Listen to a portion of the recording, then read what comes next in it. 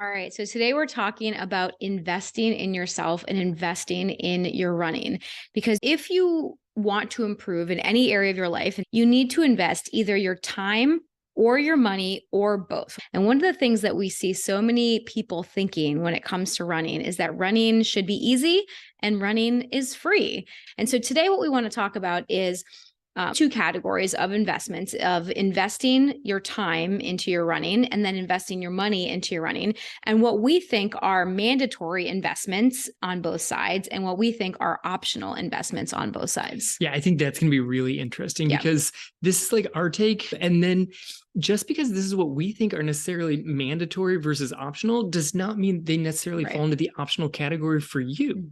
Like there might be an aspect of running that you're like, no, that is a mandatory running expense because that's the aspect of running that brings me such joy. If that's a part of running that brings you joy, it might fall into the mandatory category for you. Is it even the if massage? It doesn't, it might be. Might be the massage. Might be different race entries for certain people. All right. So today we're going to start out today with talking about investing your time. Okay. Because as you know, if you are a runner, it's going to require some of your time. If you want to run, it's going to require some of your time if you want to get better at running.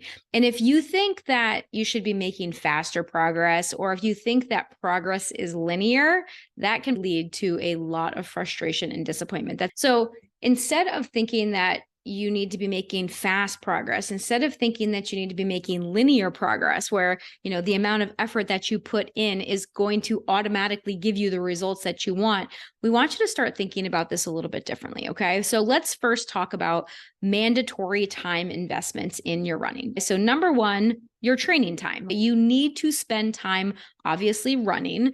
And then I also say mandatory time strength training and doing some mobility work. That is all included in what I consider training time. Right. Which is going to completely vary from one person to the other. Right. It's required, but how much has to match up with your overall lifestyle? Yeah. In general, putting in more time into your training program is going to get you better results, but it's going to get to a point where it actually hurts you. And where that point is depends on where you're at in your life, depends on a whole bunch of different circumstances, but your training load and your lifestyle really have to mesh nicely. Yeah, because more is not always better. More is often better. Like when you first start running, if you are out and you're running, say, twice a week, if you move from twice a week to 3 times a week, you are likely going to improve. If you move from 3 times a week to 4 times a week, again, you are likely going to improve. More is often better in certain situations, unless you are pushing too hard or unless you're ramping it up too quickly. This goes back to what we said at the beginning here of it has to be the training load matching to your lifestyle. Don't go from 20 to 30 miles a week if you also have all sorts of stuff at work and like kids running around the house and you're already dicey on, are you getting in enough sleep? There's a lot going on. You have to make sure that your training load fits into your lifestyle. Right. They need to align, right? Like maybe not the best time to train for a marathon is the newborn stage, right? Like if you have a baby at home that's 2 months old, whether or not you're a male or a female, like obviously if you are a female and you birthed that baby, your body is still recovering too. But if you are a dad and you are helping out just with nighttime feedings and you are, up every 2 hours trying to help out because the baby's sleeping, like your sleep is also affected. Okay. So maybe the newborn stage might not be the best time to train for a marathon. I mean, you trained for your first half marathon while our baby was a newborn. I was going to say, I think my half marathon PR is with. Yeah. She was 3 months old when you ran that because it was in December and she was born in September. Yes. Yeah. So, I mean, but we were also 28 at the time. This is very, very true. Right. So like there's something to be said about age also, because we don't recover when we're 42 the same way that we recovered when we were 28. 100% no. Right? Not even close. Like that's, and there's something to be said of, we don't believe that age should quote unquote limit you, right? But we do have to be smarter about the way that we train when we're in our 40s versus when we're in our 20s. Right. So we're talking about kind of like two things simultaneously here, your training load and what goals you're aiming for. Yeah. And the goal that you're aiming for is somewhat connected to your training load, the load that you can undergo for really successfully pushing after a 5K versus the load that you need for a marathon. Those volume, the amount of miles you're putting in are different. And you could really run some high miles and say, I'm training for a 5K, but you don't necessarily need the same volume that you do for a marathon. So that's how like your goal and your lifestyle have to fit. And then like what training load you're really trying to optimize and your lifestyle have to fit. I think both of them. Yeah, exactly. So the other mandatory time investment that you need when it comes to your running, your health, your fitness is sleep and recovery. Okay. More sleep is necessary with higher training loads, and your sleep and your recovery is not something that you want to shortchange yourself with, because there's this thing called the stress recovery cycle. So basically, when you train, in most of your workouts, you're breaking your body down, especially in your harder workouts. So in any speed workouts that you're doing, your strength training sessions, your long runs, those workouts are designed to break your body down. And it is during recovery that your body builds back stronger than it was before. So we have to stress the body. We have to break that body down with our training, and then we have to recover in order for our body to build back stronger than it was before and reap the benefits of that training. So the stress that we put on our body has to then be followed by the appropriate amount of recovery if we are to reap the benefits. And so a lot of times people try to shortcut their recovery. They try to, they're good with the training side of things, right? Maybe they're good at stress. Yeah, and they're good at going out and getting those hard workouts in, but they're getting 5 hours of sleep at night, and so their body's not actually recovering. So sleep and recovery is also absolutely mandatory when it comes to a time investment. Right. And how much recovery is necessary varies from person to person, and like the time frame and the other loads you have going on in your life. You pointed out, like I ran a very successful half marathon with a 3-month-old, but we were working together. You knew that the race was coming. I was taking naps in the middle of the afternoon. Like I'd come home from cross country practice and take a nap, because I knew that I was going to be up at some point in the middle of the night when the kid woke up. Like that was just going to happen. And so it was trying to figure out, how can I get as much recovery as possible, knowing the stresses that I've got, knowing that recovery is still probably not optimal, but given my age, I didn't need the same quite amount of recovery as I do right now, coming off of different workouts. Right. And then the final mandatory time investment that I believe that we need is planning your training. Okay. You need to make a plan, or like figure out a plan, right? And then you have to schedule in your workouts. Okay. You have to make a plan for your training. And this is a step that so many runners skip. They just feel like, oh, I'm just going to go out and I'm going to run. I've got about 30 minutes. I'm going to get in a run here. I'm going to do 45 minutes this day. And they kind of fly by the seat of their pants when it comes to their training. Yeah. And having a training plan, it doesn't take a huge commitment up front to plan out what it is that you're going to do, but it leads to so much greater results when there's some organization to it and the plan itself builds from week to week. The time payoff is ridiculous, right? Like the amount of time and frustration that you save by just doing your planning ahead of time. I mean, this is like meal planning for me, right? Like on the weeks where I take the time to look at our calendar and sit down and say, okay, what do we have going this week? How many dinners do I need? Plan out ahead of time. What am I making for dinner? Go to the grocery store, make sure that I have those things. It makes dinner that week so much easier, so much smoother, so much less stressful, because I don't have to figure it out. I already know what we're having. I just have to go ahead and make it, right? Yeah. So like taking that, 10 minutes to plan ahead for the whole week makes the rest of my week so much smoother. And the same thing with our running, same thing with our fitness. If we just take time to plan out our workouts so that we know exactly what we're doing on every single day, and we know exactly when we're doing those things, it's going to make it so much easier for you to do it when the day actually comes, because you don't have to figure it out, right? It's one hurdle and one obstacle that you're taking out ahead of time, that you're managing ahead of time, so that when it comes to it, you can just get the job done. Right. This is you putting a time investment in early and then not having to put that same time investment in day after day after day about, what am I doing today? Wait, what was my workout yesterday and the day before? What do I have time for? How is it going to fit in? Oh, wait, I've got this meeting in the afternoon. Like, it's looking ahead of time and saying, this is how the week is going to be able to play out. This is how I'm going to be able to successfully fit in my training plan, and then just execute. So you don't have to think about it on a daily basis, just execute. Right. And when you plan it out ahead of time, also, you know that every workout that you're doing has a purpose. And so it's going to give you better results in the long run, both in the short term and in the long term, to be honest, right? Because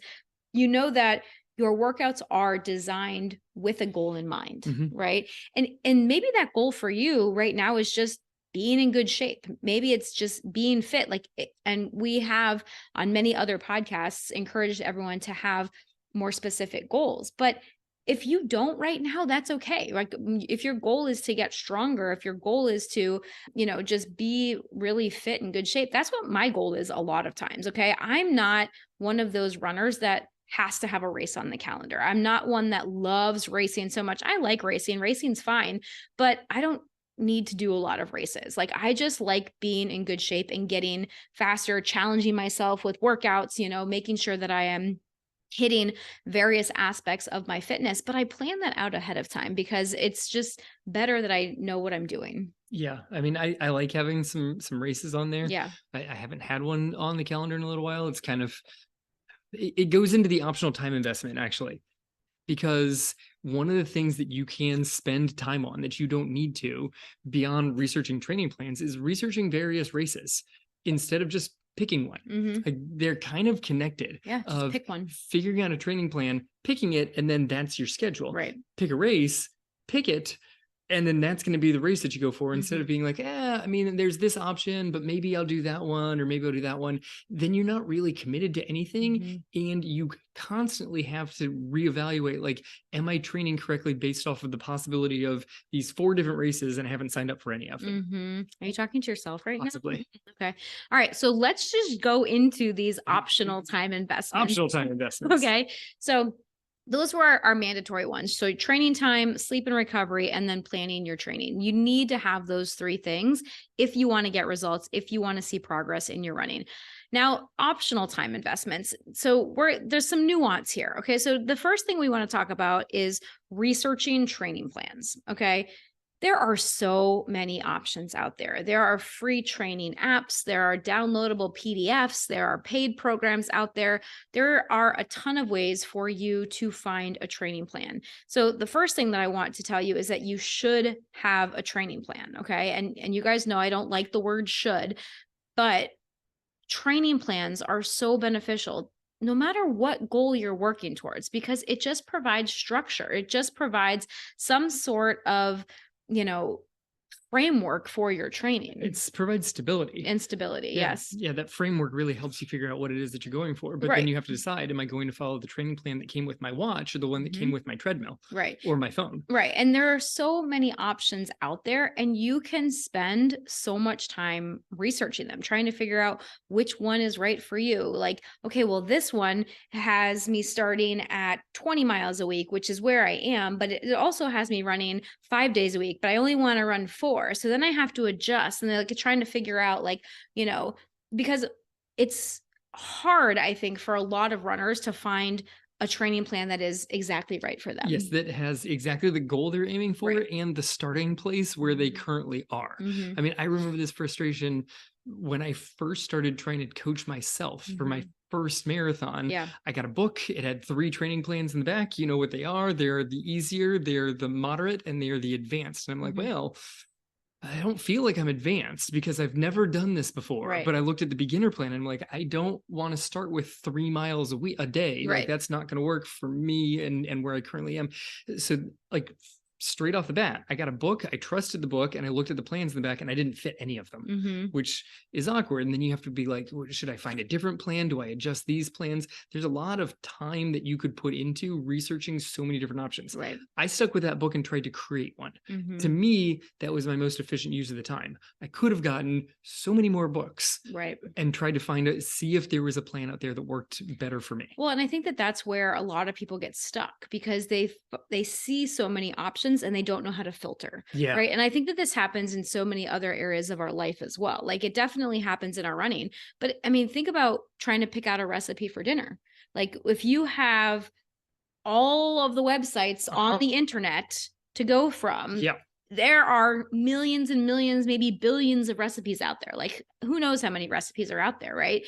There are so many things. You need a way to figure out a filter, like to start filtering some of those things. Whereas if you just have one recipe book in your cabinet, that gives you a lot less options, right? You can just kind of like look through and pick one. It may get repetitive, but you probably are going to find plenty of recipes in there that you like. If the options are almost unlimited, which is pretty much what online recipes are going to be, you're going to be real hungry because you're just flipping through recipes and you're never eating dinner. Well, and I've done that so many times, you know, we both have. Yeah. Like we've gone through and like, okay, what's for dinner tonight? And I start looking and then you start going down those rabbit holes, right? Of like trying to find a recipe and you're like, ooh, that looks good. And you're like, ooh, but that looks good. And then all of a sudden it's 30, 60 minutes later, and I'm just looking at recipes and I haven't actually cooked anything. And then you flip over to a TikTok recipe and now you're down a TikTok rabbit hole. Right. Exactly. But the same thing happens with our training plans. You know, like we start looking for a training plan or a coach or an app or a system. And you're like, okay, well, what about this one? Oh, that one looks good. And it's like, then there's all the paid programs out there too. Oh, what about this one? What about that one? It's like, it can be so hard to make a decision. So what we want to tell you is that the amount of time that you spend researching the other options can be such like time better spent on actually training or like doing other things in your life that you want to do, especially if you're somebody that says, I don't have a lot of time to train, right? I think that time is one of the biggest things that people talk about when it comes to obstacles that are getting in their way of why they don't have the results that they want. And yet people are spending so much time just like reading or watching videos and not actually just choosing a goal and choosing a plan. Like it's a simple decision that is stopping so many of us from getting the results that we want. Right. Which leads into the next one of not just researching your plan, which you can pick one. Yep. Pick one that seems like it might work for you. We've got lots of them. If you guys want, this is true. If you guys want us to help you, head over to realliferunners.com. Shameless plug. Nailed it. But there's, I mean, possibly even more amount of time that you could spend looking into how do I improve as a runner? Right. Beyond the overall plan. What about just how to improve between the books and the podcast? I get so many articles, like Twitter's pretty confident that I am a runner. So they're like, oh, you might like this article. You might like this article. I'm like, I can only read the same Runner's World article rewritten every 6 months so many times. Like I just don't need to. But they're out there. And then you leap over to YouTube. Everybody's got a video on it. The videos they don't even necessarily agree with each other. Right. They may be complete polar opposites of each other. And the thing is that they both probably work. And so you need to find which one works for you. But instead, a lot of people, instead of going with one and seeing how it works, people just keep doing more research. Yeah, because research is safe. Yeah. Right. Like you don't actually have to take action if you're just researching things about it. Oh, I'm just looking up information. I'm researching, I'm learning about it, but you're not actually taking the action. And that's what's actually necessary for you to get the results. Learning is passive action. Like when you're reading, when you're watching videos, when you're listening to podcasts, that's all passive action. When you need to take real action, actually doing the things, that's a lot scarier because all of a sudden now you're vulnerable. Now you're putting yourself out there. Now you're putting yourself on the line and it might work and it might not work. So you're putting yourself in that position that you have the potential to fail. You have the potential not to achieve your goal. And that's a scary place for a lot of people. So a lot of people just like to hang out in passive action, which is just like the researching, the learning, not actually taking the actions that they need. Yeah. But then you could take your optional time that's just sucking time out of you because you're doing more research and move it into mandatory time investment where you actually could go out and put more time into your running, strength training, mobility work. Or your sleep. Go to sleep. Or your sleep. It's midnight. Go to sleep. Stop watching YouTube videos. It's one of the mandatory options. You could dump more time into either of those buckets and gain a lot more benefits than reading the 15th article. Yeah, exactly. And this is why we always talk about the importance of customized training plans. This is why having a training plan that is right for you and your life and your goals is so important. And it's hard to figure that out on your own. That's why we've created our Real Life Runner system to make this a very easy step-by-step thing for you to do for yourself and have coaches to support you along the way so that when those questions do come up and you're trying to figure out what you are supposed to do or aren't supposed to do or what's going to be better for you in this situation, you don't have to go through all of those rabbit holes. You don't have to go into YouTube and try to figure out or find a video that might answer your question, but you have to watch, 13 minutes of that video before that actually gets to your question, right? But it seems like it's scary. Like I remember Googling this and trying to come up with the answers personally. Yeah. And that was over 20 years ago. And there were so many options then. And I mean, there's definite exponential growth in the amount of options now. Trying to figure out what is the optimal training plan seems daunting if your main option is Google or YouTube. It just seems daunting. All right, moving on. Other optional time investments, okay? If you don't figure this out, all right, if you don't figure out a way to train for you that's right for you and your body and your goals, you might have to spend some time off because you're injured. And that is optional, okay? Even though 90% of runners get injured, and that statistic is so sad to me, like, especially as a physical therapist. I used to make a joke that it's like, it helped keep me in business, but now I want my business to be helping runners prevent injury. Yeah.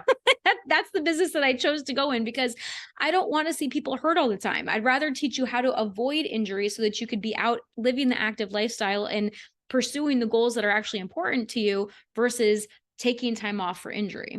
Yeah, I mean, at a minimum, just reducing the possible risk as low as it possibly can. Right. Like running is still an impact sport. You're getting out, you're running. Like there is a chance of an injury. We've been doing this for a long time. We can't guarantee that it's an injury-free process, but we can certainly reduce the risk a lot with a plan that makes sense for you. Like the reason why it's 90% is because it's an impact sport. Right. But I think so many people do it wrong. So many people do it wrong. That's the problem. And that kind of goes back to the first thing we mentioned in the episode of like, well, running is easy, right? Like running should be easy. Running should be free, right? And it's, to an extent, but then so many people ramp up their mileage too quickly. They're doing too much for their body. They're not strength training. They're, trying to train at a level that's above where they are, and they end up injured. And that kind of leads to optional time investment number, what are we on? 4, which is time spent going to doctors and PT appointments if you do end up injured, right? So you can spend your time training in a way that's best for you and trying to kind of figure that out and plan it out ahead of time. Or you can train kind of willy-nilly and like start throwing stuff at a wall and seeing what sticks and not. And then when it doesn't stick and when you get injured, now instead of spending your time being out running and doing other things, you're going to have to be going to doctor's appointments or going to physical therapy appointments in order to fix the injury that your training or your lack of training plan has caused you. And then that's just kind of getting you back to baseline. Then you have to figure out, now that I'm back at baseline, how do I move forward again? It's right. So it's like that old adage of like 1 step forward, 2 steps back. Like we don't want you guys to keep taking 1 forward, 2 back. We want to keep, letting you go 2, 3, 4 steps forward. Maybe you'll have little minor setbacks here and there. Like Kevin said, like running is an impact sport. There are going to be times that, life will just get in your way. Like one of our clients, she just completed her first half marathon last weekend, but she unexpectedly developed pneumonia a couple of months ago. Like that's not something that anybody expected. No one plans for pneumonia. Right? Like there are things that happen along the way that sometimes little setbacks occur. How do you adjust for them? How do you keep moving forward? And so, again, another importance of having that customized training plan that's right for you. Yeah. But if you can avoid that optional time off for injury, those optional doctor's appointments, you can keep taking better steps forward. It might not be linear growth, but at least it's going to be more continuous forward steps and fewer steps going backwards. Yeah. And so to go back to our cooking metaphors, I was thinking about the Instapot versus the stove, right? So the Instapot, it might be more convenient, but they often make for some mushy meals. Yes, they do. Right? Like you just kind of throw it all in and hope it comes out okay. It's all going to come out cooked. But you're not really like adjusting anything along the way, right? Like no, you just crank the heat up and mush. Exactly. But like if you get the timing wrong, if you get the pressure wrong, it's hard to fix it or impossible to fix it at the end if it's already done. Yeah, rice in the Instant Pot is always an interesting one because if you overshoot it, you can't fix it. It's not rice anymore. It's just a big ball of sticky goo. Yes, it is. Right? So it's like it is convenient, right? To just throw it all in there, set it and forget it, right? And a lot of people do that with their training. They're just like, okay, let's just throw it all in there and we'll just see what happens. But then they end up broken at the end, or they end up a big pile of mush, right? So that's broken. Right. Whereas if you're cooking a meal on the stove, it does take more time and attention, but you can monitor your meal each step of the way and correct as needed. Yes. Right. And that often leads you to get a more flavorful meal with more texture. Yes. A much more satisfying one. Heaven forbid you try and cook noodles in an Instant Pot. Oh, like you want to check those periodically. Yeah. So, I mean, so that's kind of what you're looking at here with the training, right? Yes. Like, is it more convenient just to like not figure it out ahead of time, just throw it all in, see what happens, or to take some time to like plan it out, invest your time in figuring it out, making a plan, putting that training in that will give you a better and more satisfying result at the end. All right. So the next thing that we're talking about is investing your money in your running and investing your money in your health and fitness. And again, we think that there are important things that you need to invest in, things that you need to spend money on, and then some optional items that you may want to spend money on if you want to or not. So some of the things that we often see is that people don't want to spend money on their running. They think, like we said before, running is free. All I need is some shoes and I can head out the door and go for a run. And again, that leads to a lot of frustration and disappointment. I think the bigger issue here is people don't invest in running as their quote unquote hobby, but then they tie deeply emotionally connected goals to it. Like, ooh, I have to break 2 hours in the half marathon, but I don't really want to spend any money in this thing. But then they don't reach their goal and they're super disappointed in it. That's interesting. So sure, there's a time commitment that you have to put into it also, but there is some level of financial commitment that you need to have. Yeah. Like down to like the very basic level of, if you have a goal of breaking 2 hours and a half and you never sign up for a race, you can't be kicking yourself for not doing it because you didn't even put yourself in the option because it was too expensive to do the race. Like there's a lot of things that there's a money value to it. Yeah. I mean, the other thing that I often see that people do is that they spend money on things that don't actually move them forward. Yeah. Right. They're trying to find the latest fad or the latest hack or trick to improve their running, and they end up just wasting their money instead of spending their time on the things that are actually going to move them forward. They're trying to spend money on things that they think are going to move them forward that don't actually move the needle very much. Right. There are some things that maybe you're like, well, if I put this amount of money in, can I shortcut it? And the answer is maybe. Yes. And we'll talk about that as we get into it. The answer is yes. There are definitely things that if you put money into them, you can save yourself time. Yeah. For sure. Yeah, okay. And the training plan is one of them that we've already talked about. Okay. And then there's other things that if you spend more time, then you're going to be able to save money, right? Yes. But it's going to be one or the other. And that's something that's different for everybody for sure, because Definitely. People value their time or their money, and people put different values on both of those things. Some people value their time more and are willing to pay for things, and some people value their money more and are willing to spend lots of time doing something as long as they can save money. Yeah, very right? good point. And it changes, and so you have to kind of figure out what's right for you. So here are the things that you want to invest money in, possibly. Okay, like, I think all the possible running expenses we got. These are the possible running expenses, and then we're going to kind of go into what we think is mandatory or optional. All right, so shoes, gear and clothing, nutrition and food, coaching and support, recovery tools, race entry fees, and medical bills. Yep.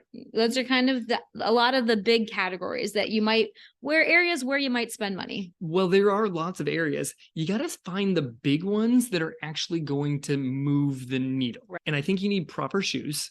I don't think you need the most expensive shoes, but I think you need shoes that are appropriate for what you're doing. Like if you're a runner, you need running shoes. If you're going to be on a trail, like a technical trail, you probably actually need to invest in a trail shoe. Yep. Like depending on what you're doing, you need shoes that fit the activity. Yeah. I mean, I'm going to interrupt you here. I know. I saw it. Because shoes are mandatory, period. Like, do not just go out and run in whatever shoe is on sale. You need to have a pair of running shoes, real running shoes that are right for you and your feet and your body. Okay. I made this mistake early on. Before I called myself a runner, I would just run in whatever shoes were on sale. Kevin is actually, when I met him, he was working at a running shoe store out in California, like during the summers in college. And that was the first time that I ever even knew that running shoes were really even a thing, or the running shoes were important. different than a cross trainer. Yeah, that it was different. There was different categories. Yep. Like in my mind, they were all sneakers. Yes. Right. Like there was basketball shoes. Of course, like, there were court shoes. There were court shoes, right? Like I played volleyball, basketball, and softball growing up. But so I did have 3 different pairs of shoes. I had sneakers for volleyball. I didn't really have volleyball shoes. I had high tops for basketball, and I had cleats for softball. But I didn't even think that there were running shoes, because running was just involved in all of them. So couldn't you just run in anything? You run in whatever. Run in whatever. Whereas I had running shoes. Right. And then I had like my running racing shoes. Right. And then I had spikes. So I had 3 pairs of shoes, and my only sport was running. Right.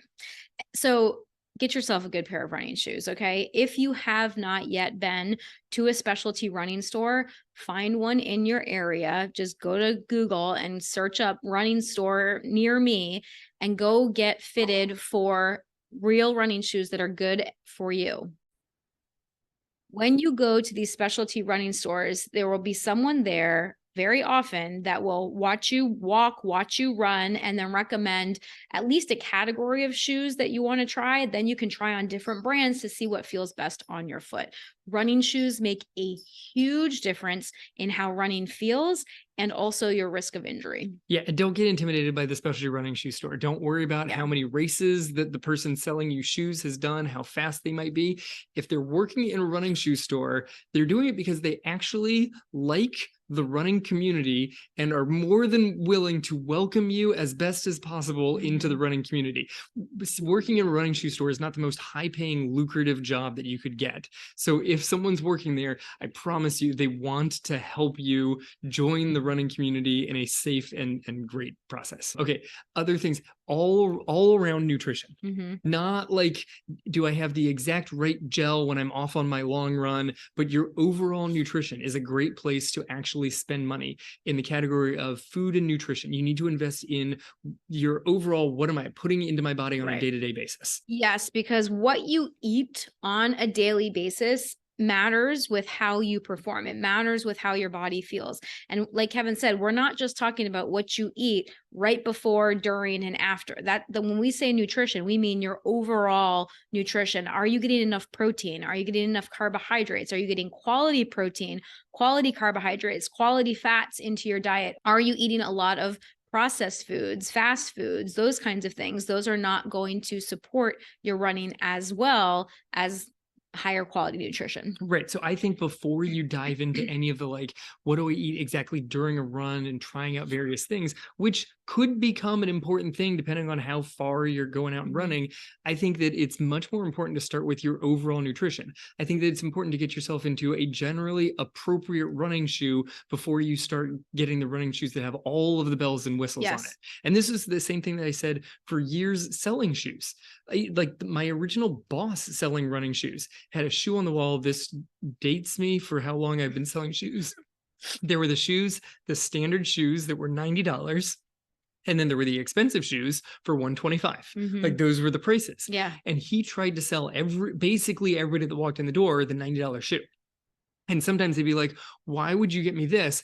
Do you not think I'm a good enough runner to get the $135? He goes, no, you're a great runner. You just don't need that. That's more shoe than you need. It has things that you don't need that you're not going to benefit from. If you want it, I will sell it to you. I have it in stock. It's in your size. You can try it on and see what you think, but I don't think that it's a worthwhile shoe for you. I think when you get into it, make sure you're in a good shoe, make sure that you're eating well day to day. Start with the big picture, make sure that you've got your bases covered, and then move forward from that. Yeah.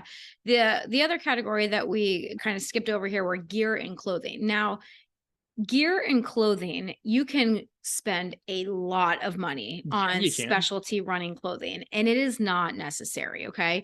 I think that important areas for you to spend money in clothing are, number one, if you're a woman, you need to have a good sports bra. So make sure that you spend money on a good sports bra. Don't think that, you should just go in whatever $10 sports bra off the rack, it's probably not going to be the best choice for you. Maybe you can get away with it. Maybe you find something on clearance, fantastic, but be willing to invest in a good sports bra. Number 2, shorts, I think are important. So that, again, chafing, because you want to be comfortable when you're running. I think that that's the most important thing when it comes to clothing. You want to be in moisture wicking fabrics so that you can be as comfortable as possible, because if you are in clothing that is rubbing and causing skin irritation, it's not going to make your run comfortable. It's not going to make it feel good. And chances are you're not going to want to go out and do it all the time if like your skin is hurting. Yeah. So I'll go with that. I'll jump on board with, you need appropriate running clothing, but you don't necessarily need the most expensive brand name. Definitely. You can find some pretty quality clothes for reasonable amounts of money. Well, there's so many good things on Amazon nowadays, right? Like there are off-brand things that are actually very good quality. The other thing I wanted to mention are good running socks. Okay. Good running socks make a really big difference as well, especially if you have any problems with blisters or feet issues. Socks make a big difference. Yeah. I might actually put that one higher. Yeah. I mean, I don't wear a sports bra myself, but socks is maybe almost as high as shoes on that one for me. But again, you don't need to have the socks in every color. You don't need to have the sports bras in every color, right? You need to have a handful of go-tos that you know feel good on your body when you're out running. And that's the difference between what's required and what's not. You don't need all the color options. You don't need the matching set. Right. You need shorts that work for you. You need a sports bra that works for you. You need socks that work for you, but you don't need every color scheme possible. Exactly. All right. Next category is coaching and support. Okay. So this is one of those areas that I think that a lot of runners think is optional. And obviously we are running coaches, so we value our services. We know the importance of coaching and support. And so I will just talk about other areas of my life that I've gotten coaching and support in. Sure. Okay. Because I think that this is like a really important thing. That is coaching and support optional, mandatory? Where does it fall in that spectrum? Because it's not black or white. It's not like this one's optional and this one's mandatory. I think some level of support is mandatory. Yeah. I think depending on what your goals are and maybe like the lifestyle you've got and what you're trying to fit into your lifestyle depends on how much support you need and the type of support you need. Right. And there are different types of support, right? Like, so there are coaches, there are other runners, like there's the runner community, there is your spouse, your friends, like there are a lot of different places where you can get support for your running. And that level of support varies based on who you are, who you're surrounded by, what your goal is, and a lot of other factors in your life. Sure. So where do you think, like you were going to say the different levels of support that you have personally? Oh, yeah. So, I mean, here's the thing. When I think about support in general, right? I think that there, like I said, there's family, there's friends. I have a lot of support in you, obviously. You're my husband. So I have your support, both with just our life and also with my running, because both you and I value and prioritize our running and our health. And so if I say that there's something that I need to do with my running, you've got my back. Right. And that's really important. And some people I know don't have that in their spouse. And so I think it's important for them to have it in someone else. Maybe it's a friend, maybe it's a running group, and there are in-person running groups and online running groups that are all for free. So I'm not saying that you have to pay for support or you have to have support that lives in the house with you, but I do think it's very important to have some level of support for your running journey, because you want people that are in your corner. Like that's really important, especially if you want to be consistent, if you want to stay motivated, if you want to chase some of these bigger goals. It's hard to do that alone. And I think that having other people there with you, just like on your team, is really, really important. And then the second level that I look at is coaching, or some sort of guide, some sort of mentor that's helping you move forward. Like I saw something the other day, I should look it up. My friend posted something on Instagram that was like, there are 3 types of friends that you need in your life. You need a friend that, is ahead of you, that will reach back for you and pull you forward. Sure. You need a friend that will walk beside you on your journey. And then you need a friend that you can reach back for and help to the help friendship along chain. the way. Yeah, it's kind of the chain, right? Like you need someone that you can help, you need someone that's there on the journey with you, and then you need someone that you can look forward to that will kind of help guide the way for you. And I've had so many people in my life that have done that for me. I mean, teachers, coaches in high school, running coaches. Now I have like business coaches and personal development mentors that I'm still learning from. I still have friends in my life. I have mentors that are mothers, like in my mothering journey, right? Mm-hmm. Like that have kids that are grown up now, and I look to them for guidance and for advice. And I think that that's really important for us to have in our running journey as well, of people that have done it, have gone through those things, that have helped other people through those things, because they can help us avoid some of those pitfalls along the way, avoid some of those things that we don't need to go through. But I think that when we do have people that we can learn from and that we can kind of follow in their path that they've started to carve out for us, it can make the journey a lot easier, a lot more enjoyable, and a lot more rewarding. So that is sometimes a place where you can actually trade off some of the time that might be involved for money. Like you could pay for a coach who might be able to say, hey, this is a path that might be a faster way of getting there instead of so much trial and error, which is very time consuming. And you will get there, and maybe you'll get lucky and your first attempt will get you there. But as you keep reaching for more and more goals, the odds of you picking the shortest path every time is not necessarily going to be accurate. The coach might be able to guide you in not like an immediate path, but a path that might not lead to quite so many dead ends. And sometimes if you're doing your own training through trial and error, it might lead to a lot more dead ends along the way. Right. But you have to find coaching and a support system that you actually connect to. And I think that's really important, right? Big. Because a lot of times people will like join a program, but if they're not all in, or if they don't trust the coach, then it's not really doing them any good. Like I see this a lot when people join like in-person training groups, because it's just the training group that goes with the local running store. And so they join that group, but then they realize that maybe the coach doesn't have as much experience as they were hoping, or the coach head in their head. Or the coach is not providing the level of guidance that they were hoping for. Like, it's just like, oh, well, this is really like, this person is called a coach, but it's really just a group run. And that person is just organizing the group run. They're not actually providing any coaching and guidance. They have a key that unlocks the track every Thursday evening, but that's really, that's their main thing. Exactly. So not all coaching is created equal. Not all support systems are created equal. And so you need to figure out which one is right for you. And that's something that you either have to, again, you invest your time in, or you invest your money in, or both. Yeah, but I think that some level of support, and you have to determine what works for you, but some level is, I would say, a required part of your running experience is shoes, nutrition, and some level of support. Right. But do you think that you need to pay for support? It depends on what exists around you.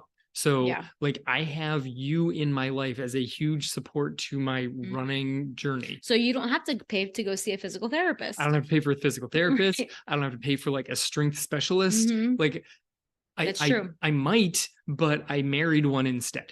So there you go. You invested. I invested your life. I invested all of my time, all of it. All of your time. All of the time is fully invested. So I went with option A, the time investment. You invested 80 years of your life instead. There was an investment in a diamond ring, so there was some money involved. There was some money involved. But those were my investments. That diamond ring, I think, has been paid off now. I think that is paid off. So yes. So there's lots of different ways. And again, you got to kind of figure out what that balance looks like for you. Yeah. Okay. All right. Let's get into recovery. The recovery tools. Okay. So as the physical therapist, are there recovery tools that you think that we need to invest money in? There are recovery tools that can be beneficial. Okay. There are recovery tools that are a complete waste of money. Okay. And then a lot of it just kind of, again, falls into how much are you putting into that, right? Like you put a good example on here. Like, do you need to spend a couple $100s on the fancy pneumatic recovery boots if you don't sleep? Right? Like, are you addressing, the low hanging fruit first? Like going back to the time versus money thing, that's a place where you can't shortcut it. Like the fancy recovery boots are not going to make up for a lack of sleep, especially if it's a chronic lack of sleep. Will they improve the way that your legs feel? Yes. Those recovery boots are pretty darn good, especially after really long races. Sure. They can decrease recovery time in between races. Like I have a friend that did 3 marathons in 3 days. There was like some ultra fest that she did around a big lake up in a northern state somewhere. And she had to run 3 marathons in 3 days. And so she used those at night to let her legs recover for the next day. That's a fantastic use of those boots, right? Because she already has this goal. She had already put in the training. It's not like she was trying to like shortcut her way to this. She was just trying to make sure that her legs felt as good as possible for the race on the next day. That's a great idea, right? So do you need the fancy recovery boots? Definitely not. Okay. Are they helpful in some circumstances? Absolutely, right? But there are definitely some things that people spend their money on that are not a good use of their money. And it's hard for me to make a list of that because there are so many things out there now. If you guys have specific questions, again, send me a DM on Instagram and I will give you my opinion if I have an opinion about it, because there's a lot of stuff out there that I'm not even familiar with. So I don't have an opinion, and I don't just have an opinion just to have one. Like I only have opinions on things that I actually know about. All right. So we got the magic recovery boots. What else you got? Magic recovery massage guns. Massage guns are definitely not necessary, but I like them. I think they help me when I don't feel like using a lacrosse ball or a foam roller or other things. Like I think that they're a helpful tool, but they're definitely not necessary. You can get a lot of benefits with a $2 lacrosse ball and a $10 foam roller versus a $100 massage gun. Okay, what about an actual masseuse? I like massages.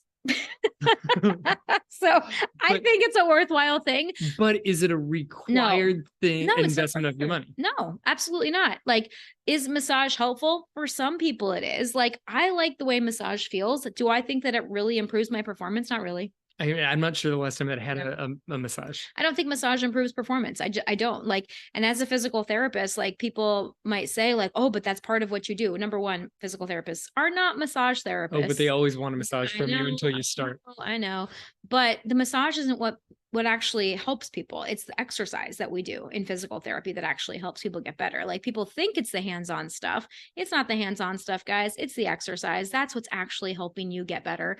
So and even foam rollers aren't proven to do anything either. That was my next one. Is much lower cost than like getting a gun or the boots or anything like that. But does the foam roller actually definitely do something? No. Okay. Again, do you want to spend your time foam rolling when you could spend your time doing calf raises instead? I would opt for the calf raises. Me too. Give me the calf raises all day over the pain of foam rolling. Well, here's the thing. Some people like foam rolling. Yep. Some people like the way that it makes them feel and they think that it helps them. So for those people, keep doing it if you really want to. Like if you like the way it feels, fine. Is it a placebo effect? Maybe, but you think it's helping you, great. Like I don't tell people not to do it. I think that there are better uses of your time, especially if your time is limited. But if it feels good for you and you think it's helping you, then I don't see a reason to stop it because it's not harming you in any way. You have time for it, and it's not a huge investment of money to get a foam roller. So that falls into enough of a gray area that you're probably fine with that one. Yeah. All right. What else are we spending money on? Race entry fees. Yes. Required or optional? Optional.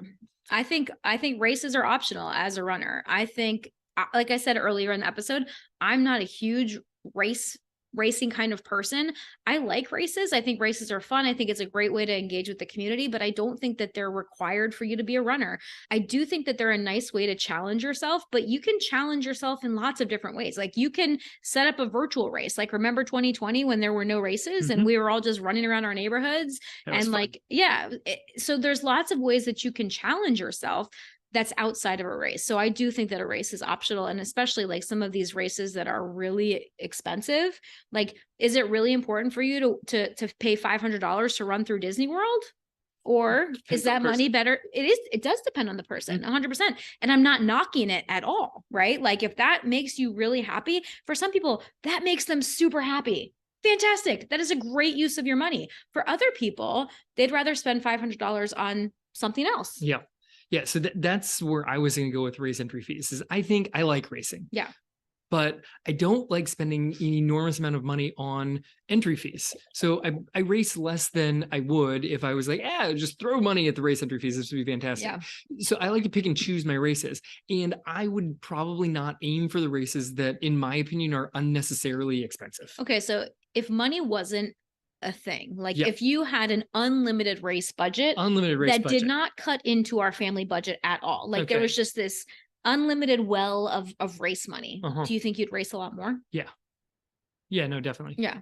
So it is a money thing for you. Yeah. As far as like how many races you do enter or not. Yeah. How many, and like, people, the size of it, the size of the race. Yeah. Like all of the world majors are drastically more expensive than the marathon that's like around the corner. Like there are races that take place on the weekend of Boston Marathon that literally pitch themselves as the non-Boston Marathon.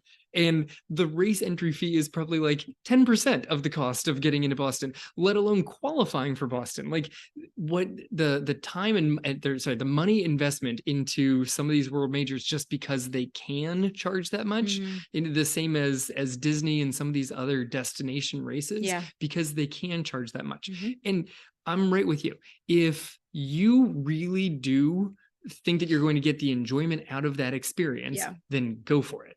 Like no problem. I don't have an issue with people that want to spend that money on the race entry fee. And there are races that I would classify as that big to me. Like there is a multi-year goal race that I have that the entry fee is way more than any entry fee that I've ever paid for ever. But that's the Super Bowl of my running goals out there. And so I know what does Western States cost? It's over $500. Oh, okay. So I think it's $575. And so it's one of these things where like there are golden ticket races that like if you finish in the top 2 in these certain races, you automatically get an entry fee, but you have to agree to it right then and pay your entry fee. Oh, really? So congratulations, you won this race. That'll be $575. Thank you. Oh man, that's crazy. Yeah. But you probably have a sponsor that's going to pick up some of the cost for you. So that'll help too. Yeah.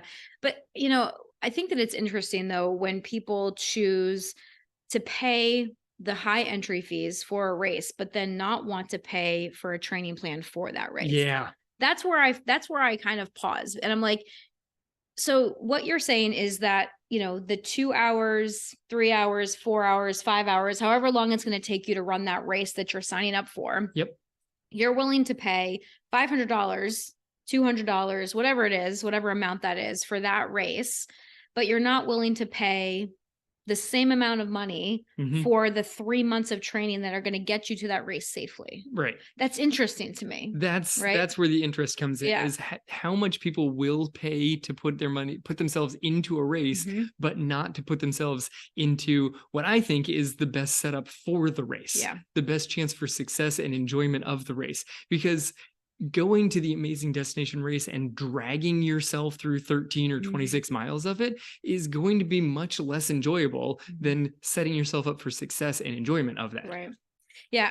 I'd much rather pay for the training personally. Like if I had a goal, I'd much rather pay for the training than I would the actual race. It kind of annoys me to be honest with you. Like race fees annoy me. Like, how I really hate shipping fees?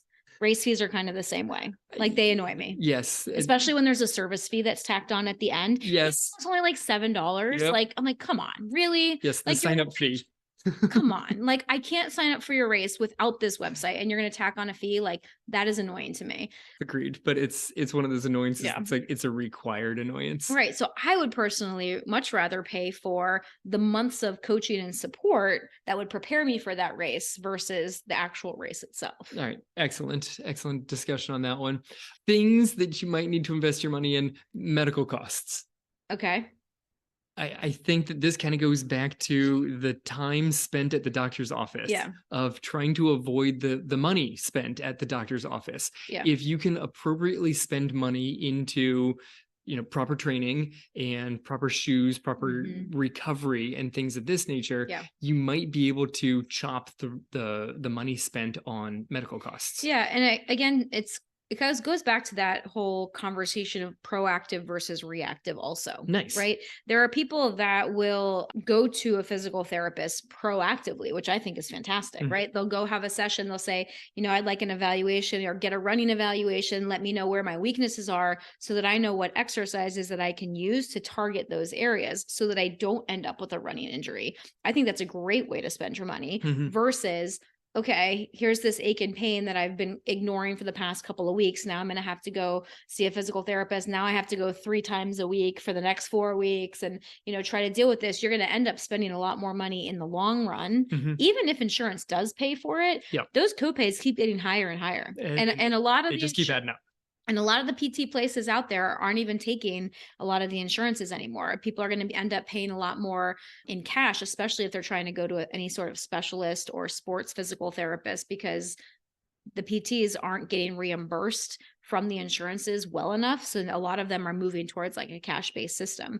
So to see a good physical therapist, you're going to have to start paying for a lot, you end up with higher medical bills in the long term. So if you go proactive, you actually set yourself up on strength, mobility. You're taking in appropriate quantities and qualities of nutrition.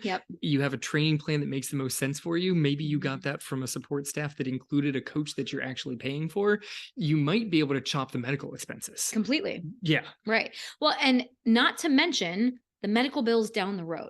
Okay? Oh man. So this is now where we're looking at the whole different timeline. This is where I really like to focus is let's look long term, because if you take the time and spend the time, the energy, and the money now improving your health and being a healthy person, think about how much time and money you are going to save in medical bills when you're in your 70s, 80s, and beyond. Like that is huge to me. And that is a cost that not many of us think about.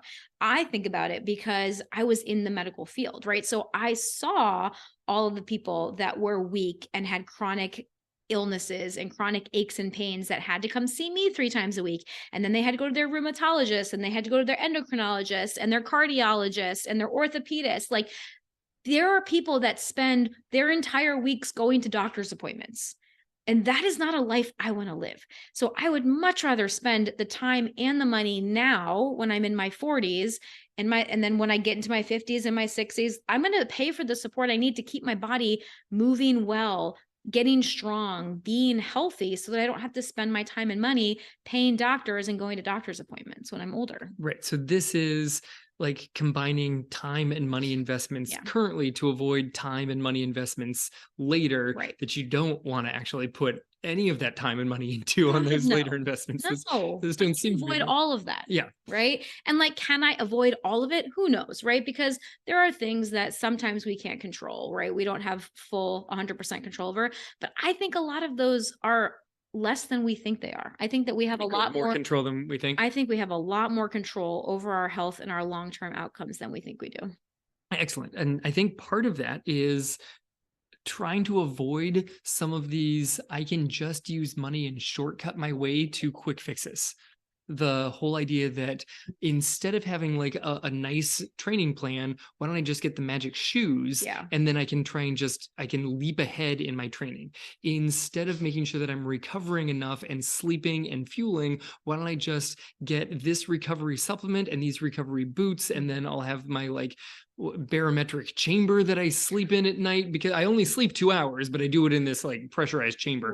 Like making sure that you're actually taking care of, literally it's the low hanging fruit that you're actually going to have the long-term benefits. Right. It's what we teach as the 5 pillars of training inside of our program. Like our 5 pillars are mindset, and then running, like learning how to train with effort levels and vary your running at different paces so that it's best for you. Strength and mobility, recovery, and nutrition. Those are the 5 pillars that we teach, because when you master the basics, you don't need all the fancy things. The fancy things can possibly add to your results. They might give you a little bit, but again, we're looking at like the 1 to 5% range. Like, let's get all the things that are going to give us a 20, 30, 40% improvement first. And then we can start to think about some of those littler things. Right. And then it's a matter of, I want to put this thing in here because I want to put this thing in. I want to try the new shoes and see how they go. It actually brings me more joy to my running when my outfit does match my shoes. okay, go for it. Get the outfit that you want. Right. I want to try this fuel supplement and see how that goes for me. And I feel really good on my run when I do it. And maybe I could try a different supplement and it doesn't cost me quite as much, but I like this one and it works for me. Go for it. But make sure that you've got like the fundamentals in place before you start trying to reach for other things. Connect the expense of those things to how high you value your running. Like, are you spending to get 7 different pairs of shoes in different colors, but you don't think that running is all that important? Are you getting all of the running shoes? You've got this like big high-end running goal that you're going for, but you're skipping out on actually having a support staff in place that's setting up like a running program that makes the most sense for you. Right. Like your money is going to be better spent on a coach and a support system versus yet another pair of running shoes. If you are rotating, right? Yes, you need one pair of running shoes. Maybe two can be helpful, right? But if you're just trying to get the next color, or if you're just trying to get the next color sports bra because it's like the limited release, like the next holiday color came out. I know. Choose wisely and intentionally where you want to spend and invest your time and money, because it's an investment in all of it, right? So figure out what's important to you, what's going to actually help you get the results. Is it that other color sports bra, or is it investing in your support system? Is it investing more in your grocery bill, right? Like spending money, getting higher quality nutrition, making sure that you're getting some of the protein that you need, or more fruits and vegetables. Like people always say, oh, it's expensive when you buy the fresh and the produce and all the lean meats or organic, okay, well, where are you investing your money? How much do you value those things? Yeah. So here's my metaphor for this one. A shiny new paint job on your car might look really nice, but the car's not going to get you anywhere if you haven't put gas in the tank. If you're not fueling your body, it doesn't matter what your running outfit looks like. Like you're going to wear your fancy running outfit to your medical appointments because you're injured yet again. Okay. You don't need to fix the landscaping outside. You don't need to put in the new shrubbery when the roof is caving in. If you don't have a training plan set up, it doesn't matter what it looks like on the outside. Right. You buy the fanciest shoe, but if you don't have a fundamental training plan, you're not going to hit the new PR just because you bought the newest fancy shoes. Right. So you need a training plan, okay? Period.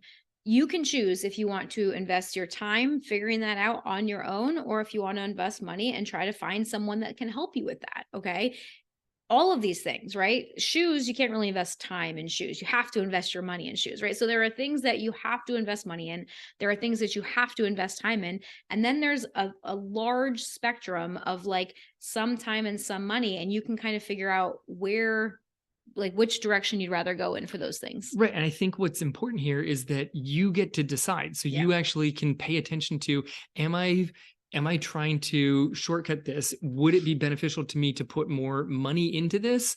Or do I want to put more time into this? Right. And make a conscious choice. That's so much of what we talk about on this podcast and all the time is make a conscious choice about what is it that you're investing. Yeah, because neither are bad decisions. No, not at all. It's just which one works best for you in your life right now. Perfect. And if you want any help and you're ready to invest in your running, we would love to help you. Head over to realliferunners.com and check out all of our coaching options there. And if you'd rather just continue to invest time, just keep listening to our podcast. We put out this free content for you guys every single week so that you can take the information and invest your time in your running so that you can become the best runner that you want to be. And as always, thank you for joining us. This has been the Real Life Runners Podcast, episode number 307. Now get out there and run your life.